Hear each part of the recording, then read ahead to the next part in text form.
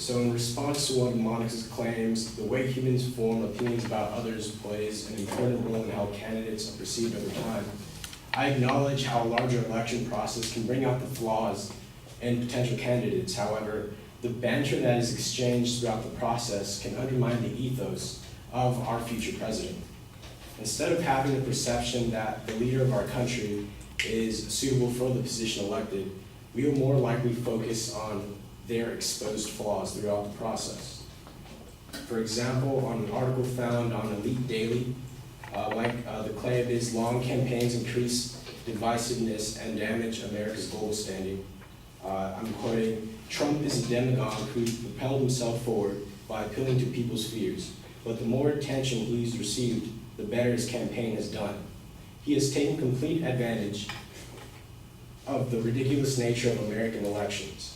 Some thought the length of the campaign would mean his popularity would only dwindle, but the complete opposite occurred. What's resulted is an escalation of the divisiveness already plaguing this country.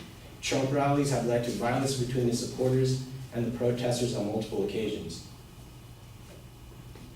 Meanwhile, countries around the world are looking on in horror as a bigoted, narcissistic xenophobe ascends to the Republican nomination for president. Simply put, Trump has already succeeded in eroding America's international credibility, and the primary season isn't even over. He's revealed to the world how hateful and ignorant certain segments of the U.S. can be, and he has plenty of time to continue this trend. In response to another claim made by Monica, it takes time to raise campaign funds. Longer elections allow for more opportunity for fundraising. Raising money takes way too much time, and it's a problem that can be resolved with the shortening of the election process. For example, on another source found in Elite Daily, long campaigns are far too expensive and maintain money's influence over U.S. politics. Correspondingly, a total of around $7 billion was spent on the 2012 election by candidates, parties, and outside groups. That's an exorbitant amount of money. The issue of campaign finance reform has been very prominent throughout this election. It's been the benchmark for Bernie Sanders' political revolution.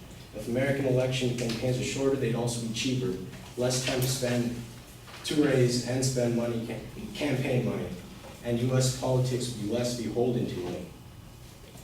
The United States election process lasts significantly longer than any country's. In the span of the length of our last presidential election, we could have hosted 4 Mexican elections, 7 Canadian elections, 14 British elections, 14 Australian elections, and 41 French elections. It wasn't always this way in the United States. On a source found in Council on Foreign Relations, raising money takes time, which is one reason why presidential campaigns now last twice as long as they did in the early 70s. My first claim is that the election process distracts the president-elect or other elected government officials from doing the jobs that they plan to run for office. Becoming the president of the United States is arguably one of the hardest jobs that requires a lot of intensive time to help ensure the protection of a large population of people. If the president decides to run for re-election, the president must set apart most important affairs aside the president must put important affairs aside in order to campaign for another term.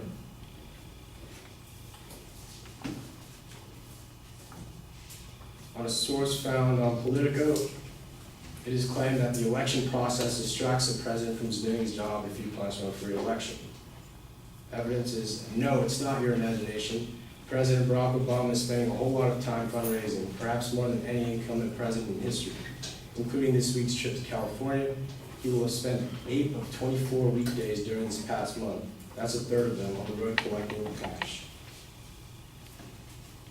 Presidents aren't the only ones affected by longer campaigns.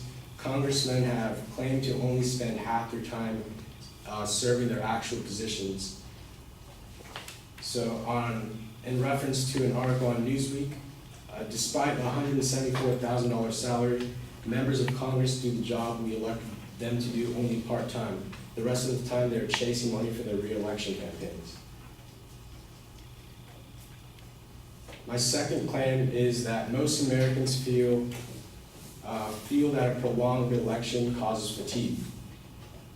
Last year, everywhere you would go, on any TV you would see media channels broadcasting the elections process by the minute. Small details that had no significance, including the various tweets by candidates, would be reviewed instead of focusing on the more important global affairs.